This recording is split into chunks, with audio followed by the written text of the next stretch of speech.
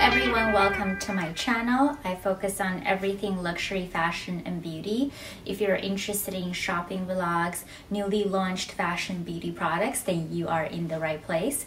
Today we're going to talk about the newly launched holiday collection from Chanel, and the theme of this year is the winter tale. I'm going to first talk about the prices of this year's collection, and then I'm going to touch on the packaging as well as the holiday charms.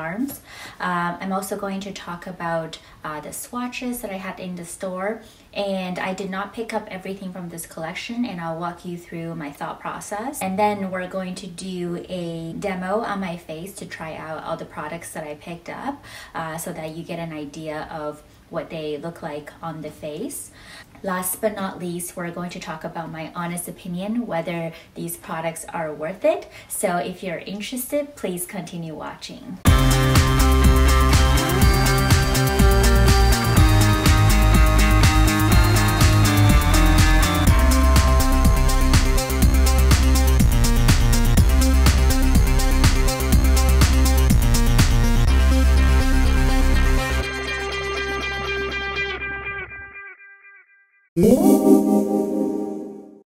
And I know that you guys are interested in the prices, so I'm looking at my receipt over here. So I paid $105 for the oversized eyeshadow / blush palette, which is about 20% more than the regular retail price. Although the palettes in this holiday collection is oversized, so you do get more products and the packaging is more luxe. I'm going to give you a more detailed comparison in a bit. And then in terms of the highlighter palette, it retails for $115, which is pretty expensive for a highlighter. I think the price range is about the same as last year, but it's a lot higher than a regular highlighter from the permanent line that Chanel launches. So I think the regular highlighter retails for about 70 to 80 Canadian dollars, but you are getting 76% more products. So overall, it's still worth it if you use a lot of highlighter. If you're not a regular highlighter user, then I would say go with the permanent line. And then I also picked up the very limited edition number 5 purse spray charm, which I'm going to do a separate video on. In terms of lipsticks, there are 4 new limited edition shades. 2 of them lean more orange and brown, and the other 2 lean more pink and purple. They are a few dollars more than the main line, and the lipstick case is refillable with a diamond embossing that looks very similar to the highlighter palette. There are also 2 new shades of the liquid lipsticks. One of them is pink and the other one is purple. They are priced the same as the main line. There are also 4 limited edition shades for the liquid eyeliner, all of which are priced the same as the main line. Similarly, the new liquid eyeshadow is also priced the same as the main line, but there's only 1 limited edition color. Same story for the nail polishes, same prices, 4 new different shades. Now let me show you the swatches that I did in the store. I think the eyeshadow palette swatched pretty nice, although the color is a lot more sheer than what I thought. And this goes back into my point that I made earlier, where if you have a palette that serves both purposes, eyeshadow and blush, they tend to not do a very good job either way. So they're too sheer as eyeshadows, not as blendable as blushes, which I'm going to go in more detail when we do the face demo. But I still picked it up because I feel like it is the star of the show, and I wanted to take it home and compare that palette with some of the purple palettes that I purchased from Dior this holiday season. In terms of the highlighter palette, I would say the formula is very pretty, but I have to point out that there is a thin film on top of the palette that's yellow gold, while the product underneath is more like a champagne gold highlighter with pink shift.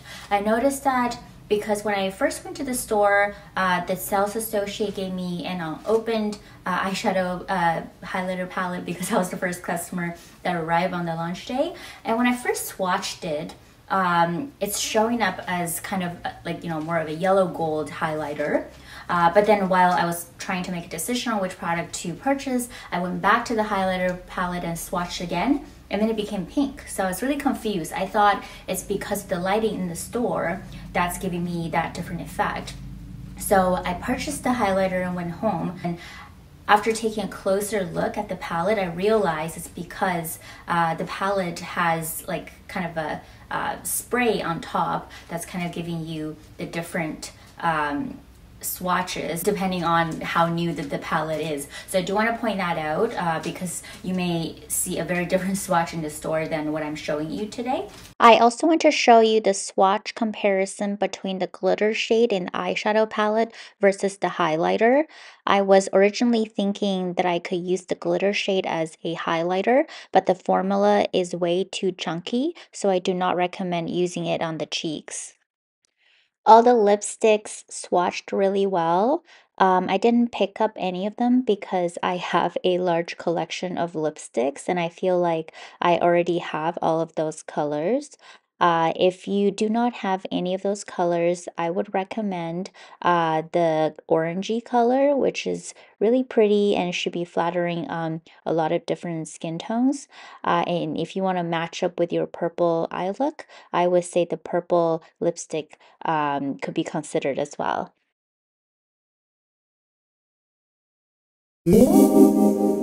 This year's packaging is again white and gold. What I'm holding right now is actually last year's packaging because when I bought those products, it was the first launch day and my sales associate hasn't received this year's gift packaging yet, but I am going to show you some pictures of this year's packaging before I upload this video. So I think the packaging in general is very beautiful. And then I want to show you this year's holiday charm, which is this little snowflake as opposed to the number 5, the Chanel logo, as well as the perfume bottle, which I'm going to insert a screenshot so that you guys can make the comparison. The paper box that comes with this eyeshadow does not have any special holiday design or any special holiday features like what you see from Dior. It's a very generic black box that's very similar to the regular eyeshadows that Chanel releases. And the actual palette looks very similar compared to regular permanent collection as well. The only difference is the Chanel logo in the middle is gold as opposed to white, which is what regular eyeshadows look like. Let me give you a side-by-side comparison between a permanent collection eyeshadow versus this limited edition. So you can see that the logo has very different color. And as mentioned earlier, it is an oversized palette. So as you can see that it is significantly bigger than the regular packaging. And I do think the holiday packaging is nicer too. The regular packaging, to be honest with you, I think feels a little bit cheap. It feels very plasticky, whereas the holiday collection actually feels very weighty and more luxurious. I do want to show you the difference between the oversized palette released in the summertime from the Le Beiges collection.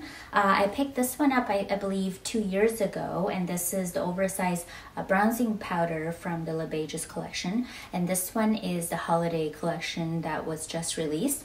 As you can see that the shape and size of the packaging is exactly the same, and the thickness is the same as well.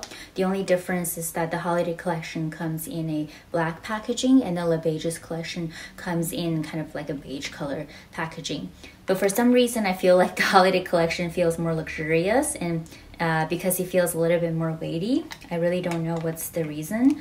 The product, I'm guessing maybe that the product has a little bit, so if I look at the weight at the back, the holiday collection actually only has 12 grams of products, whereas the Le Beiges collection has 15 grams of product. So it must be that the plastic packaging is heavier in the holiday collection to make the overall product feel more weighty because it actually has less product.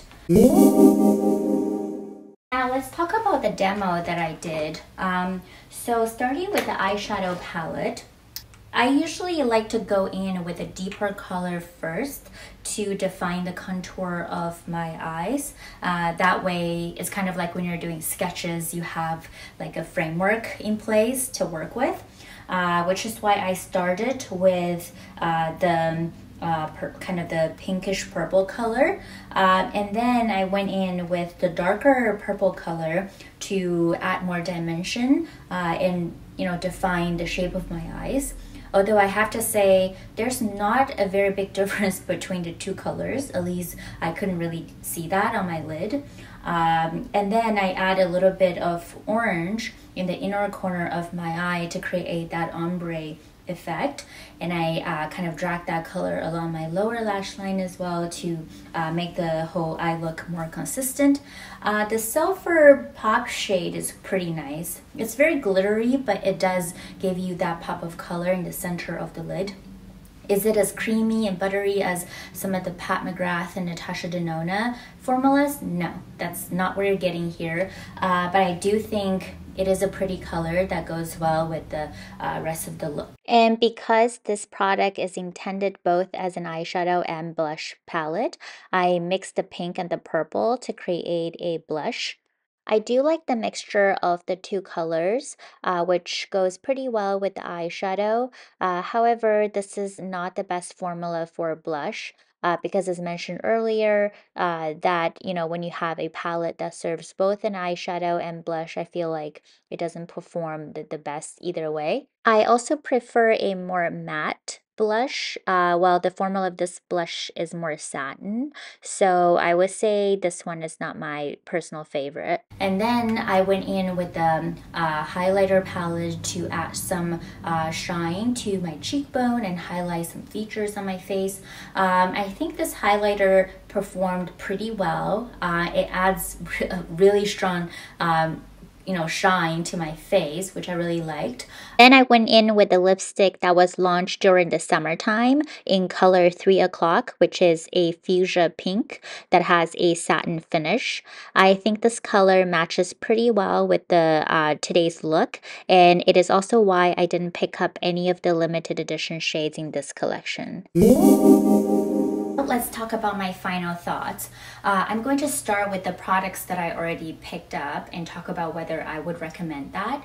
So starting with the eyeshadow palette, which is probably the most important product of this entire release. I do like the color story, and I like the fact how the packaging is oversized and it gives you that more luxurious feeling compared to the regular collection. But I have to say the formula is not outstanding. With the price that they're charging, I really think that you can do better by going with a more professional makeup artist palette like Pat McGrath or Natasha Denona. Typically, in terms of pigmentation, Chanel always can never win, but sometimes I feel like you purchase Chanel because they gave you that very elegant, sophisticated look, which I think it's difficult to achieve with this palette, to be entirely honest with you. Somehow the formula is just not diverse enough. If you have a mix of matte and shimmery color, I feel that you can create a lot of beautiful looks with it, but every color in this palette is a shimmer. It's really hard to create the definition and depth, and the pink color and purple color are just too close. I couldn't really see the difference on my lid. Like I mentioned earlier, that because this palette is intended both as an eyeshadow and blush palette, I feel like it's too sheer as eyeshadow and it's not blendable enough as blush. So it's kind of like 60% on each side. So I wouldn't recommend it, to be honest with you, especially given how costly they are. If they're half the price, I would say go for it, but given how expensive they are, I do not recommend it. Now, in terms of the highlighter palette, I did enjoy it. It's very expensive, I have to say, but I do think I'm going to get a lot of use out of it. So I would say if you don't own last year's oversized highlighter palette, I would recommend you picking this one up. But if you already have multiple highlighter palette from last year with the same packaging, similar similar formula, I would say you don't really have to pick up this one. Now I'm going to talk about the products that I did not pick up. The reason why I didn't pick up those products, not because they're not good, but because they either not suit my lifestyle or I already have something that's very similar. So these can totally be good products for you guys. So I do want to talk about them as well. Starting with the Rouge Allure lipsticks. So I tested them in the store, which I showed you guys during the swatch section of this video. I think the colors are very pretty. So if you are like an everyday lipstick girl, I will recommend the two more pumpkin colors. And if you want to try something that's more bold, or if you want a lipstick that goes with a purple eyeshadow, then I will recommend the pink or the purple lipstick. They're all very creamy and buttery, and the color is very rich when I did the swatches. So I do recommend that if you don't already have something from the Rouge Allure lipstick line. In terms of the liquid lipsticks, I do think the color is very pretty, but again, it's not very everyday. So depending on what you want those lipstick for, if you are going to a holiday party and you want a special lipstick shade, then I would say go for it. But if you're looking for something that's more everyday, then that would be a no. Moving on to the eyeliners, I do think they're very pretty. I was actually debating whether I should pick up the burgundy color one, and I didn't.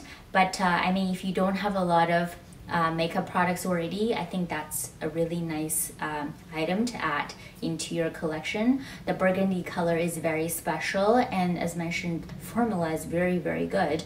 It's extremely long lasting and waterproof. So I would say the eyeliner is probably worth the price tag. And based on and I think the eyeliner is actually not very much different in price compared to the permanent collection. From that perspective, I think it is a good time to pick up a limited edition color. So my friends, I hope that today's video is helpful in terms of helping you to pick out products from this year's Chanel holiday collection. As mentioned, I have another exciting unboxing video coming up. I'm going to unbox the purse spray charm from this collection, which is highly anticipated. So it's basically a number 5 perfume spray, but the size of it is much smaller than the regular collection. It's as big as a lipstick, and you can actually hang it on your bag, which is super cute. So I'm going to show you the unboxing of this product and how does it compare to the permanent collection. I also ordered this year's holiday gift sets, which I'm going to compare against last year's gift sets. So if you're interested, please make sure that you subscribe to my channel and like this video. Thanks very much for your support. See you guys next time.